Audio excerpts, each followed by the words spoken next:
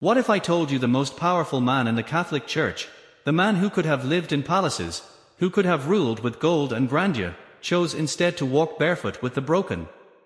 What if I told you the last words he spoke to the world weren't about power, but peace? About children starving in silence and nations drowning in war? This isn't just a story about the death of a pope. This is a story about a man who lived for the forgotten, who touched the untouchable, who turned the world's eyes to those we often overlook. And now, he's gone, but in his final hours, in his final choices, in the tears that now flood the streets of Rome, Pope Francis left behind something more powerful than any decree, a legacy that dares us all to live with heart. This is not just history. This is humanity. Stay with me. You need to hear this.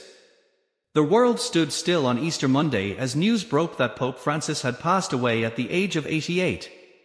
Just a day before, the beloved pontiff had appeared before thousands of the faithful gathered in St. Peter's Square, his presence a symbol of resilience, peace, and unwavering hope. The timing of his passing, on the holiest weekend of the Christian calendar, struck a deep and sorrowful chord across the globe.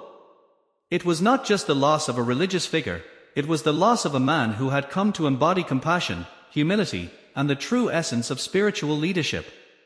His death was sudden, almost surreal, leaving many in disbelief that the voice which so often called for peace, for love, and for solidarity had fallen silent.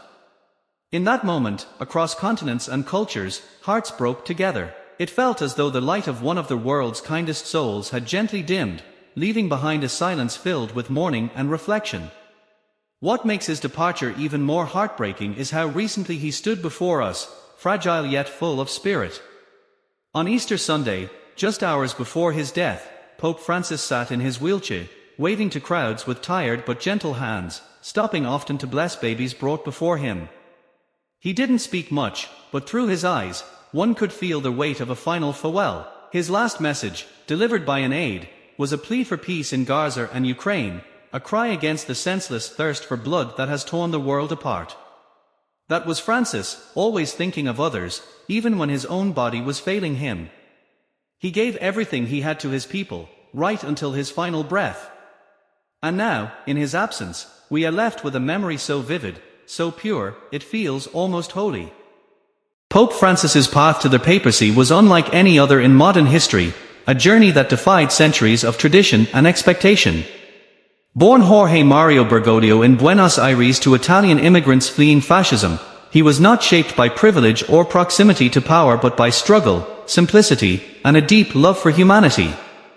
Before he wore the white robes of the papal office, he worked as a nightclub bouncer and a chemical technician, humble jobs that grounded him in the reality of everyday life. He joined the Jesuits not for status, but for service, dedicating his soul to faith and the forgotten. When he was chosen to lead the Catholic Church, he became the first Jesuit pope, the first from Latin America, and the first non-European to hold the office in over 1,300 years. For millions, he was a reflection of themselves, a man from the margins, who never forgot where he came from. His very existence in that role was a testament to breaking barriers, to rewriting what leadership in faith could look like. And now, the man who carried so many hopes on his shoulders has left us, and the world feels colder without him. When he arrived at the Vatican, Francis could have claimed the grandest of spaces, the most luxurious of rooms, as countless popes before him had done. But he didn't. He quietly rejected the opulent papal apartments and instead chose to live in a modest guesthouse. His choice wasn't symbolic, it was who he truly was. He believed the church should walk beside the poor, not rule above them. He washed the feet of prisoners, embraced those disfigured by illness, and never hesitated to kneel beside a suffering soul. He lived as he preached, without fanfare, without excess, and always with humility. His death leaves behind more than grief, it leaves a haunting void, a reminder that the kind of love he gave so freely is rare, and now, it is gone. In the final moments of his life, even in his death, Pope Francis remained true to his mission, to be close to the people, not elevated above them. Where other popes were buried in triple-layered coffins of cedar, lead, and oak, encased in ritual and grandeur, Francis chose simplicity once more. A plain wooden coffin lined with zinc, no raised platform for public spectacle, no ornate ceremony.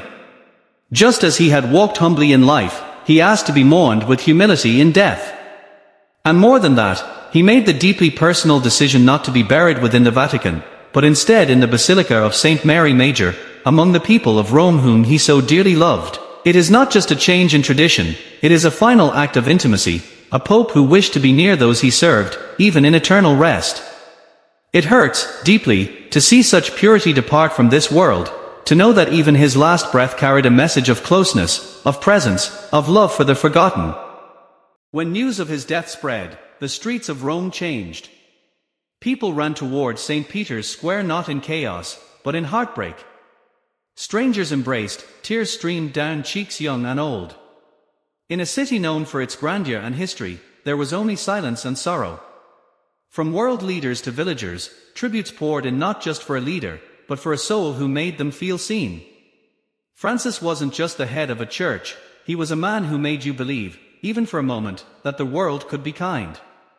That leaders could be gentle. That faith could mean action. The bells tolled, but they didn't just mark the end of a life, they mourned the loss of a rare spirit. The kind that doesn't come often. The kind we may never see again. As the bells of St. Peter's tolled through the city, their sound wasn't just a signal, it was a cry. A cry of farewell to a shepherd who had walked with his flock through darkness and light. And as people flooded into the streets, not just in Rome but across the world, there was a weight in the air that words could not carry. Pope Francis had left behind more than memories, he had left behind a challenge. A challenge to love more deeply, to serve more humbly, and to never look away from those in pain. His voice had once echoed with pleas for compassion, and now, in silence, it echoed louder than ever before. Those final images, his simple coffin, his absence in the window where he once waved, the flickering candles held by those who came to mourn, felt like the whole world pausing, grieving not just a man, but the light he carried. Even in death, Pope Francis teaches, in a world so quick to forget, he forces us to remember what it means to live for others, to break down the walls we build between one another. He had chosen the name Francis after the saint who embraced the poor, who saw beauty in the broken. And he lived up to it, with every breath, every gesture, every quiet act that didn't make headlines but changed lives.